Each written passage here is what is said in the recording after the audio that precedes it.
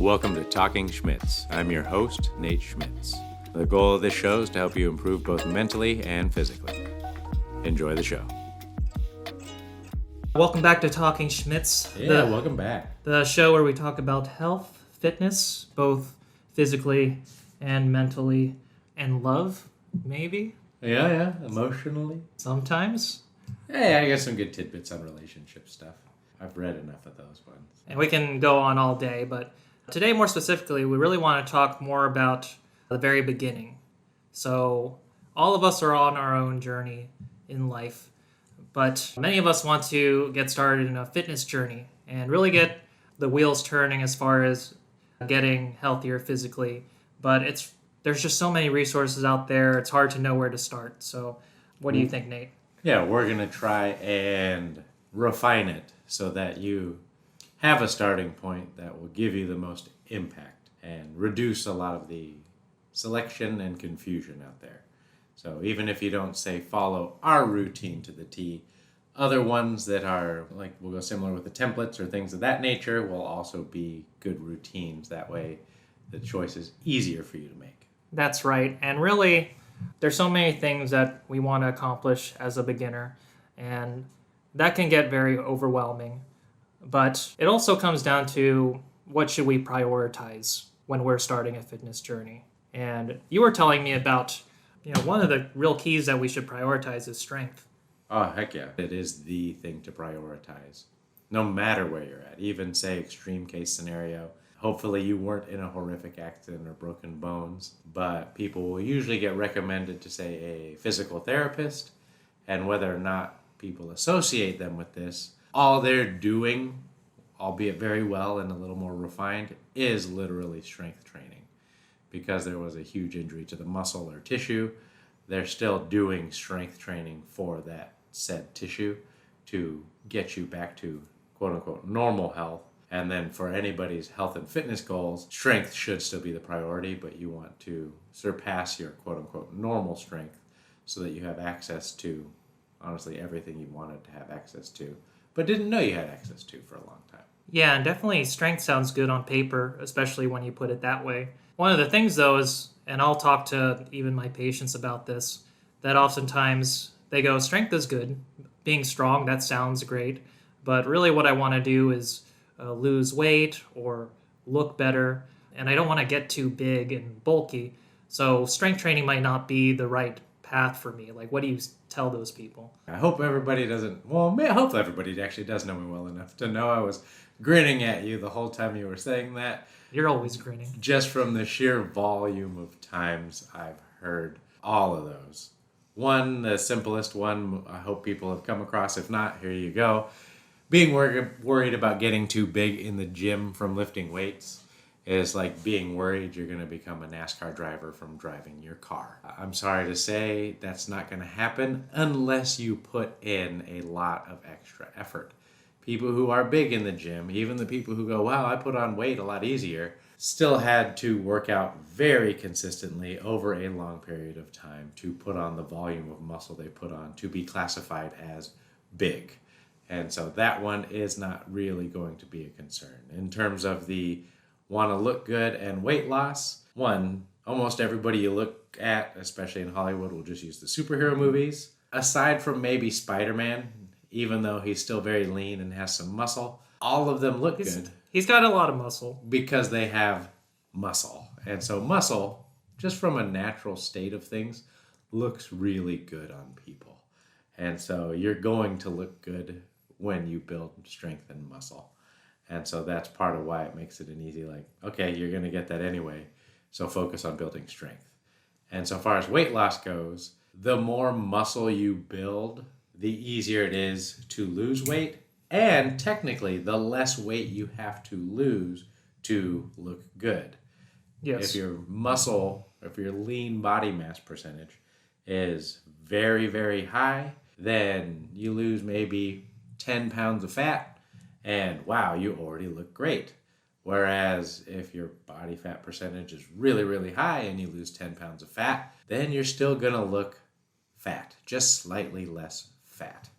And so You'll look a little bit better. You'll look better. Things hopefully fit a little looser. Hopefully you feel a bit more energized. But yeah, building strength is numero uno, and you'll regret not having done it at the beginning when you are most apt to build the most muscle.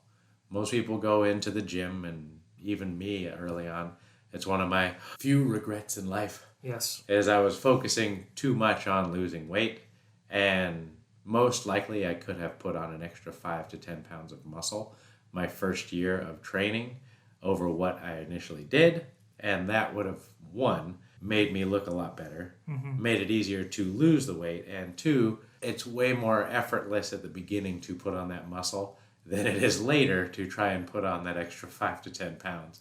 And as I've you're heard that a reaching lot, your too. muscular limits. Yeah, exactly. I didn't mean to cut you off there. But what you're saying, that's exactly the thing that I did too. I thought to myself, well, I'll lose the weight first. And then once I lose all this weight, then we're going to go straight into bodybuilding mode and then start putting on all this muscle.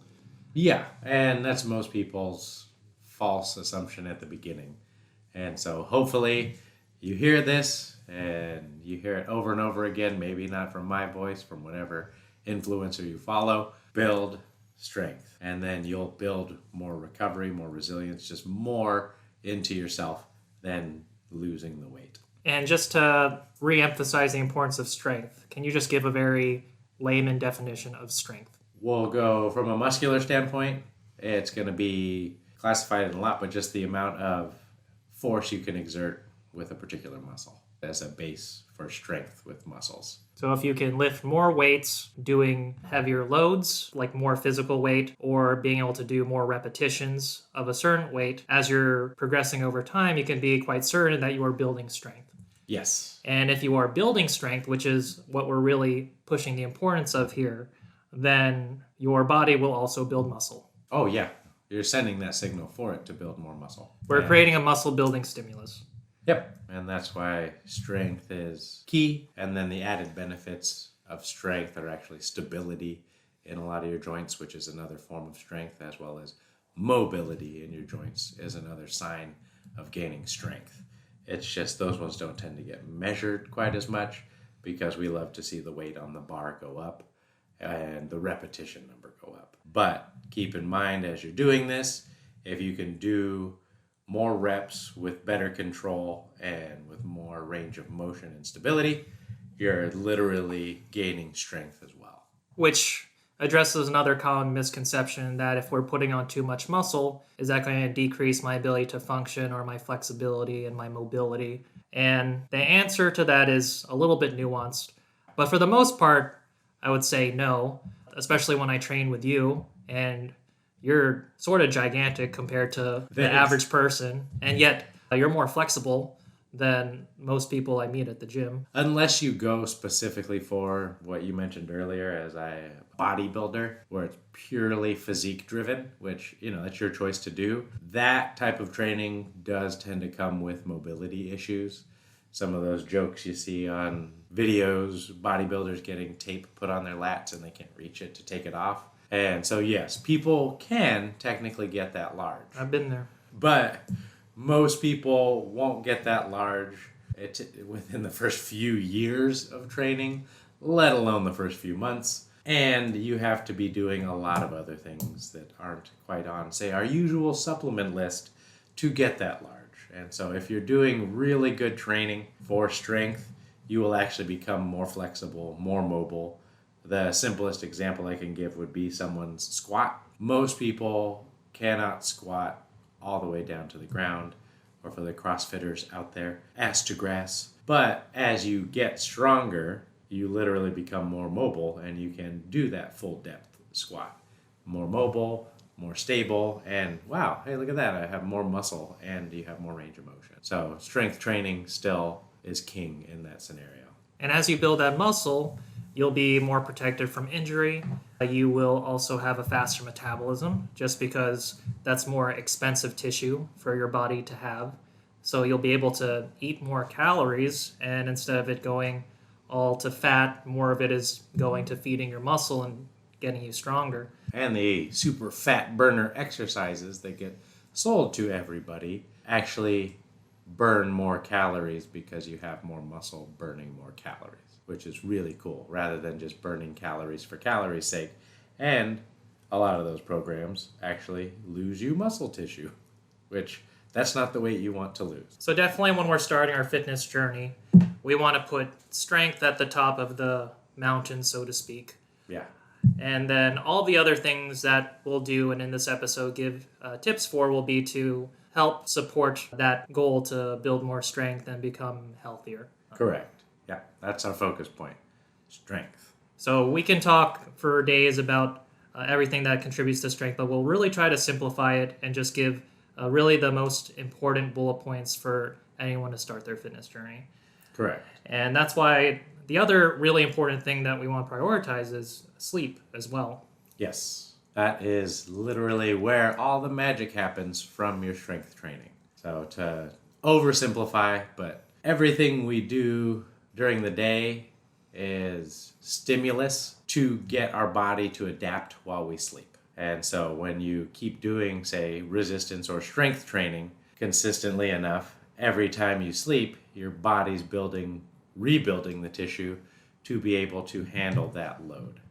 And the same thing can be said for the movement pattern. So for your motor learning, you're actually building a better brain and better nervous system by doing this, because each time you do it, it's getting more and more reinforced. And everything you do, even book learning, it doesn't get written into our neurons until you actually sleep. So sleep, it should be, aside from strength training during the day, is technically the next big focus point for anybody trying to not only build strength, but just to get healthy in general. Because that's where our body does all the magic, where we do it effortlessly. Yeah, and during sleep, we're reaping all the benefits that we are reaping I can't do the analogy. But if you plant the seeds at the gym, then you sow something. Yeah. I'm not a farmer. Yeah, you reap what you sow. But yeah, sleep is harvest time. It's where all the growth actually happens. And so that's part of why, not to beat a dead horse, but bodybuilders sleep notoriously long hours because of this. They're taking advantage of the anabolism of sleep. So to get fancier, you're catabolic when you're awake, anabolic when you're asleep. So even the anabolic steroids that people take are only technically doing the anabolism while they're sleeping. So we need to sleep. That's true. You would think Mr. Olympia would have like narcolepsy or something like that. That'd be hilarious. The world's best bodybuilder has narcolepsy. I wonder if there would be something to that. Eventually, we're just going to be medically inducing comas in fitness models and things just to build. I don't think they're not working on it. They're probably going to do, not to get too nerdy, Dragon Ball. Get one of those healing pods where they put people in an artificial anabolic sleep state. Don't get me too excited. Is this for real? It's very doable with the technologies we have. So we could have a Dragon Ball Z recovery chamber where you could train insane and then go into your recovery chamber and build a bunch of extra muscle that you wouldn't normally build. Oh, okay. I didn't know this was the Joe Rogan experience. I know, right? That sounds like those sensory deprivation tanks. Those have different benefits. Muscle building, not one of them. Yeah, instead of like a salt bath, it's just steroids. It's just a protein bath. You're soaking in muscles. Whoa. It's just like 10 pounds of creatine in there. It's like, oh. So I think I'm sold here. Can you give us a rundown of like a very simple routine that our listeners can get started on or at least consider? Oh, yes. Yeah, simple.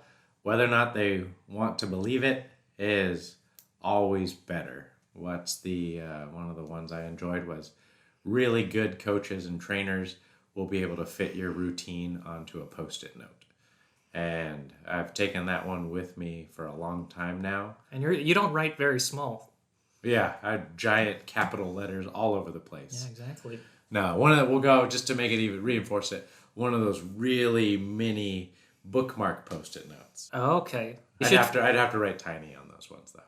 In a fortune cookie. Yeah, fortune cookie workouts. Here we go. Yes. No, there's less for you to confuse, less for you to keep track of, And so you're more likely to stick with it in general. But the simplest template to give everybody starting, start again with what you can do, but to really maximize your results, you are going to want to hit at least a 3-day-a-week workout. And that one will be a full body split. So instead of the classical chest tries day or push day and back and bicep day and pull or leg day or calf day or arm day, we're going to be... That's my favorite day, by the way, calf day. Yeah, calf day is the best. Everyone needs calf day. Like, it's just the most shameful day for everyone. That being said, Saturday is my left calf. Sunday is my right calf. and you should see this guy's calves. They're beastly now. They're cows now. But now people are going to want pictures of your calves. But there's Photoshop. I'll just throw that in the AI machine. But the general split is going to be full body because that's going to give us that consistent stimulus on all the muscles without having to ridiculously overload them so that they need to rest multiple days. That way we can call this our Monday, Wednesday, Friday split, or Tuesday, Thursday, Saturday, whatever fits for your 3 days a week. But beyond that, it'll be a push-pull squat focused each day of the week.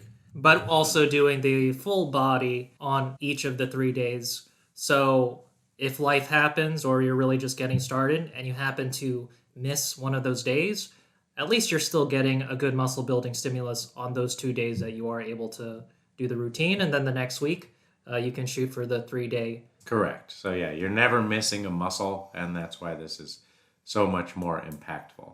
Because instead of having that cool whatever website, magazine page has the cool 5-day split, and you miss a day and, oh man, my arms are really lagging behind because I always miss arm day. But 1, never miss arm day.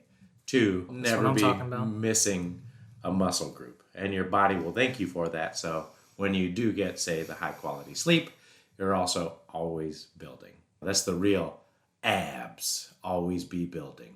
And 3 days a week, that sounds really reasonable. Whenever I talk to people who are really, really excited and really enthusiastic about starting a fitness journey, and then sometimes when you ask them, like, how many days a week are you willing to train, they'll go like, all 7, baby. Yeah. I want to do every day. And it's like, okay, just relax. Show me that you can do 3 days a week and do it for at least 3 months or so. Correct. Or more. So instead of giving us 7 days of so-so training, let's do 3 days of really focused, intelligent training. Yep. And again, you're going to thank yourself for starting with what's more doable, not what you're more motivated to do.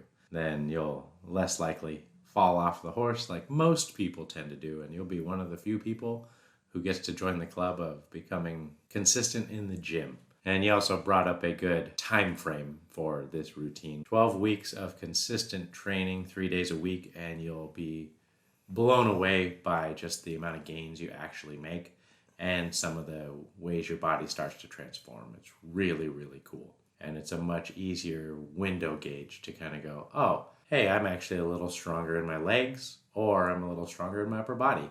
And then from there, you can start to tweak it with different routines. But for the first starter, give it at least 12 weeks, 3 days a week, and you'll be pushing, pulling, and squatting all 3 of those days. For this 12-week routine, let's just say we pick Monday, Wednesday, and Friday as our 3 days that we'll do each week. So what would be a good routine for Monday, for example? Start off with legs. That way you're not running into the issue of Monday being International Chest Day, and then you don't have the excuse not to bench because all the bench press is taken. And since all the bench press is taken on Monday, all the squat racks will be available for you. So your first exercise will be squatting on Monday. Any specific squat? This one, Start. So the first start is picking, we want to be doing more of a borderline power squat, and it doesn't necessarily, if your form's not good, you don't have to do a barbell squat. We just want to be in those power repetition ranges. And so you're going to be doing a 4 to 6 repetition set of squats, and you're going to be doing 4 to 6 sets of the set squats. Start on the lower end first because you're just starting, and so the lower end will be a lighter weight at 6 repetitions. And then from there, you'll be able to gauge your soreness and things like that. Okay, so when you say squat, are you saying like we could do air squats or weighted squats or machine squats? Like what would you recommend? Well, you just want as little assistance as possible. But if your body is unstable and you can't go full range of motion, whichever squat offers you that full range of motion. If you're not used to it, just body weight will suffice to get you moving if you haven't done anything. But if you really want to be in the more, we'll call it somewhat power ranges, you'll do something like a goblet or kettlebell squat variation that allows you to front load the squat so that you can reach full depth. Got you. And for each one of these exercises, we also want to have some element of tracking here as far as tracking our progress. Yeah. So we want you to be able to measure your repetitions as well as the loads. The loads being the amount of weight that you're pushing, whether it be no weight at all. For example, if you're doing an air squat, and then eventually you carry a dumbbell to do a goblet squat, and then measuring the amounts of sets that you're doing and how many repetitions that you're doing, meaning like doing 1, 2, 3, that sort of thing. Correct. Yeah, measuring load and repetitions to start.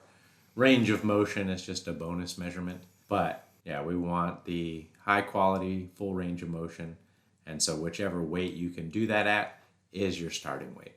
And then from there, you'll see it progress week by week. And if you're curious as to a good weight progression, generally you don't want to increase more than 10 pounds a week, even though your body will be able to. But doing 10 pounds per week over this cycle, if you do the math, the 12-week cycle, you will increase about 100 pounds. So that's a lot of weight to jump up in that short amount of time. So you generally don't want to go anything over a 10-pound increase per week. Got it. So day 1, leg day. So squats, what would be good after that? So we're keeping that push-pull squat order, and we're just kind of rotating it.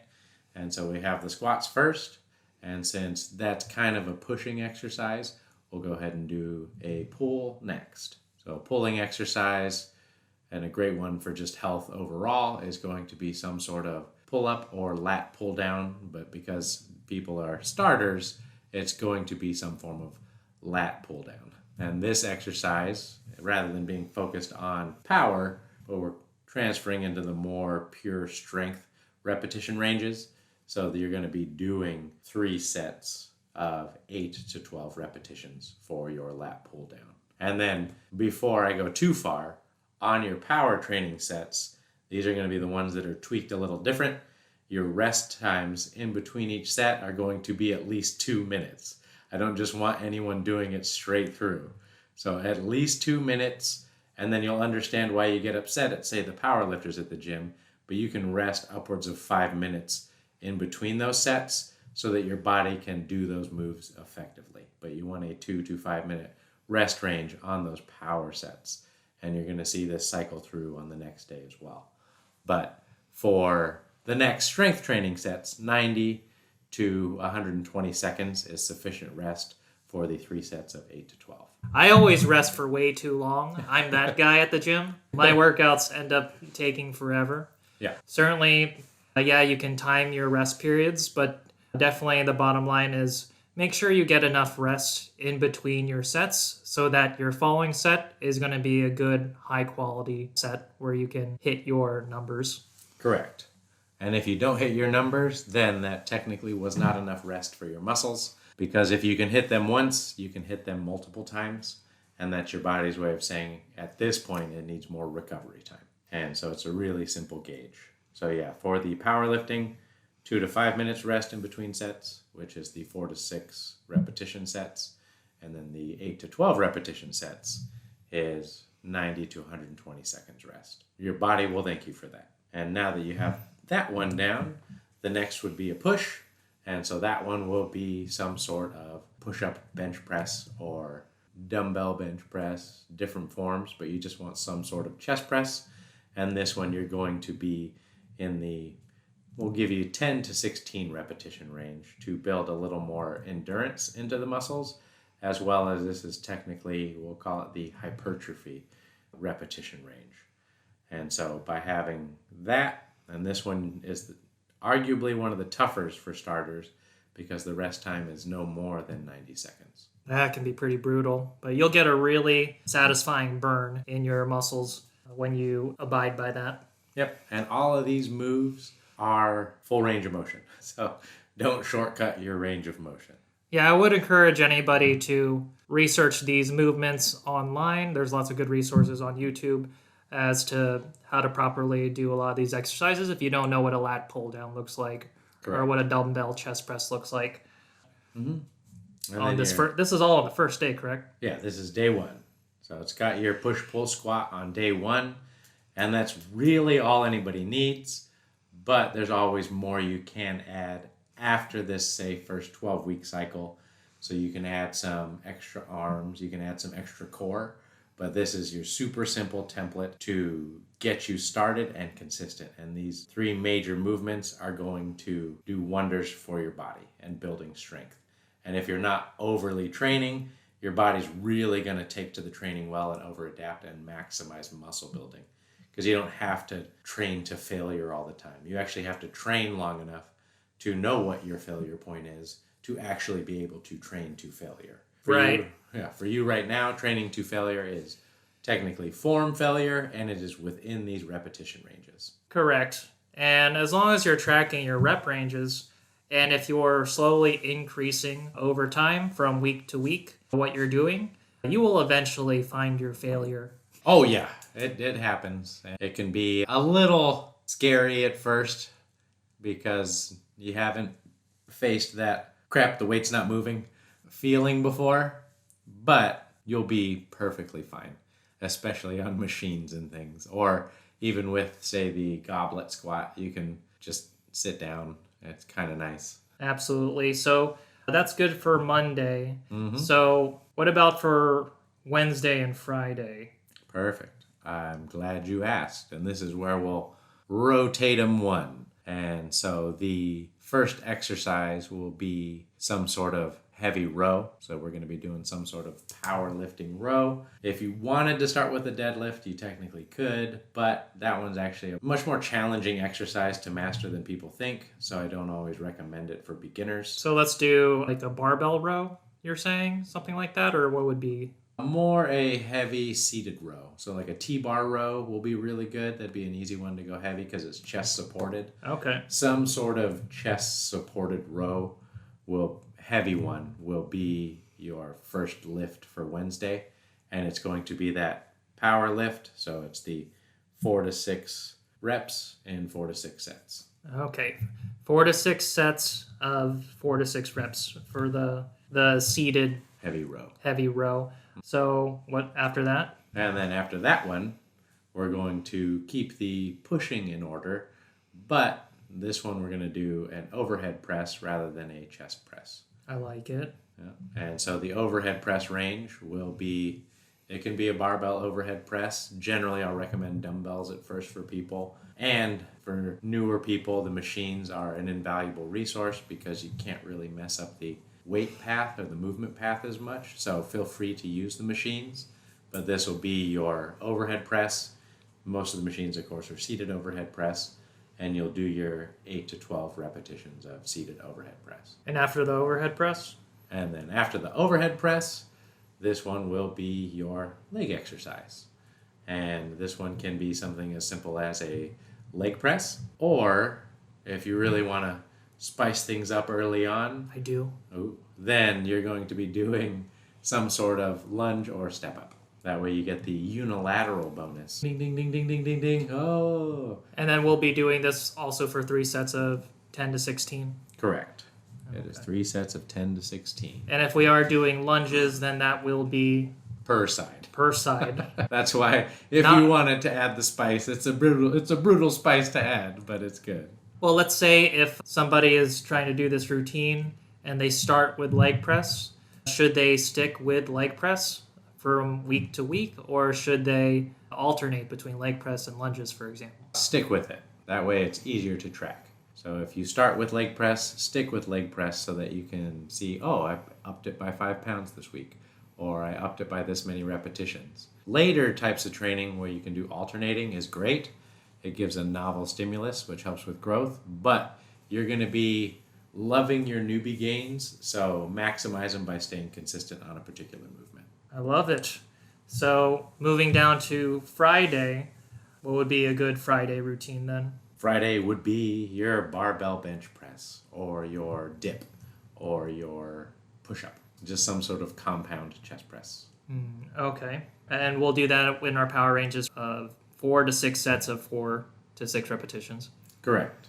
Yep. And again, start lighter, so don't start with 6 sets. Start with 4 sets and start with weights you can manage in those repetition ranges, and then the last repetition is quite challenging. And so that will be your first one since we did the push. And then the next exercise will be your leg exercise. And this is where you're going to choose either between some form of a squat or some form of the actual leg extension or leg curl machine. So what if we did the squat on day 1? Would we do the same squat on day 3, or would you recommend something different? Yeah, if you chose the squat on day 1, then I would recommend something different. And that's where you can use the leg extension or the leg curl machine. And we'll be doing that for 3 sets of 8 to 12. And then following legs, based on this pattern, I would think we would be doing a back exercise.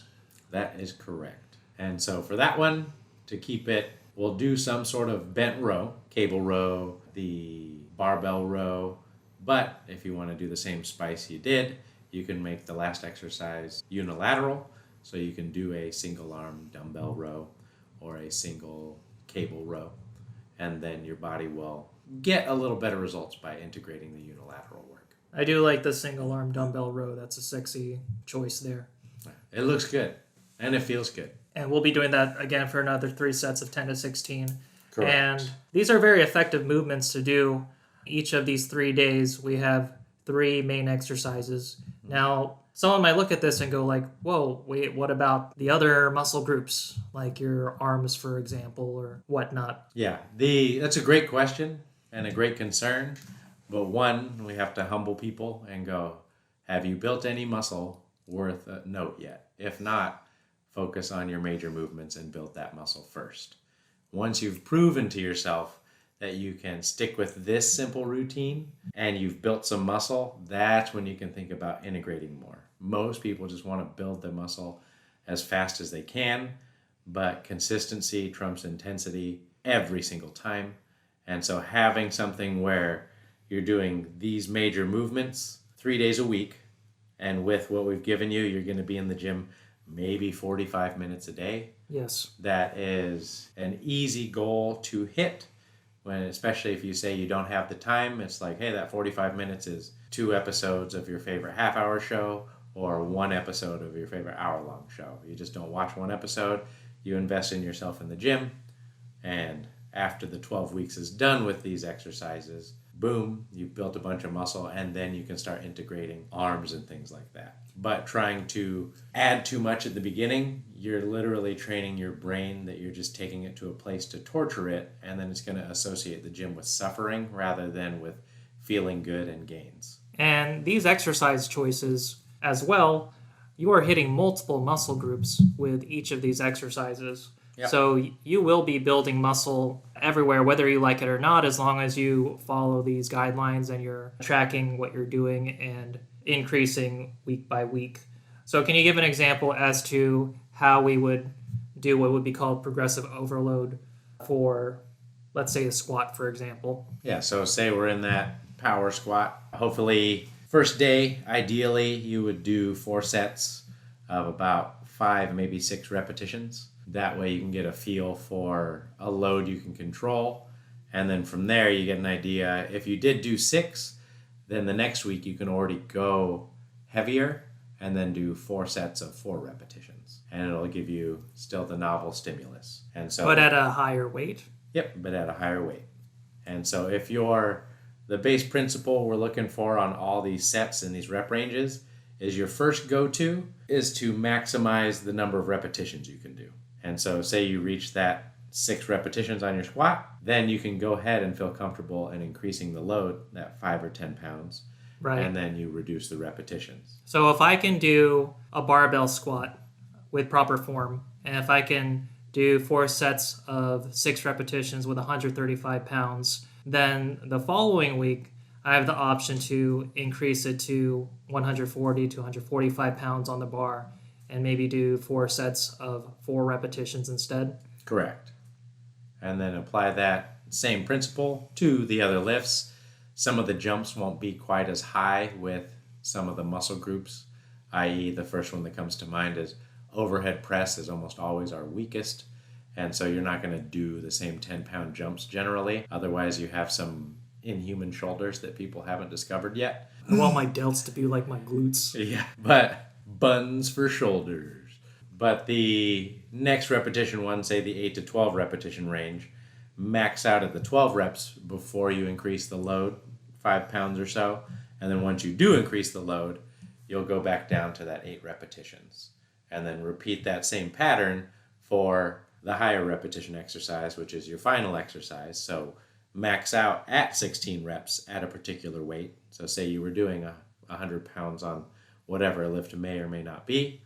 And then you do 16 reps, which is already impressive.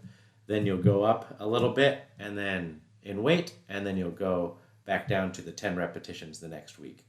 And so it'll be a struggle, but you'll have a bunch of extra endurance that you can recover from, essentially. You're building up stores of recovery by doing it this way. Absolutely. And can you explain more the value of us doing the same exercises from week to week for this 12-week program? So there is a lot to be said for muscle confusion. Oh my goodness. Muscle confusion. No. Novel stimulus is a better term. Our muscles adapt to novel stimulus. But for a beginner, the novel stimulus is the repetition range and the load. And so we want to really reinforce good movement patterns.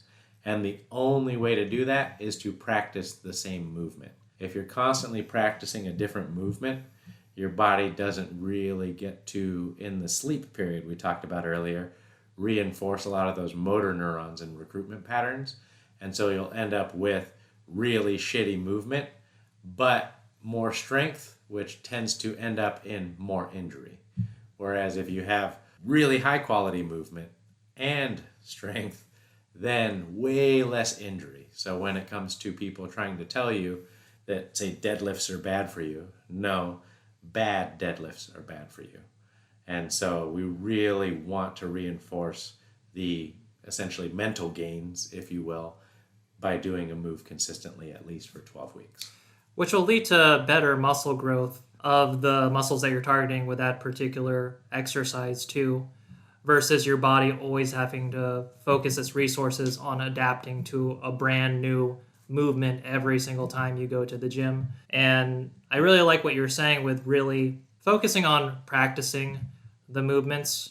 So I'm not going to the gym just to go through the motions of a lat pull down, but I'm practicing the lat pull down and getting better and better at doing it and engaging my muscles, and the results will speak for themselves. Oh yeah. With this scaling, you'll see the repetitions go up, you'll see the weight go up, and a lot of you will actually see the scale transition. The scale will transition. The crown jewel of starting a fitness journey that we want to emphasize is the importance of strength as well as the sleep at night. And we were able to go over like a really solid routine with fundamental principles that you can apply to more advanced routines as you continue on your fitness journey. Yeah, but keep it simple, and that's why it may not seem like a lot at first. But remember, your body's never been through this before, so to your body it actually is a lot, and that is enough new stimulus for it to grow in amazing ways. So I hope that you got something out of this episode. I know I did. Yeah. Thanks for tuning in. We hope you enjoyed today's episode of Talking Schmitz. Remember to subscribe, leave us a review, and share us with your friends. Your support helps us reach more people and continue bringing you quality content. You can find us on Instagram at talking_Schmitz, and we'll catch you next time.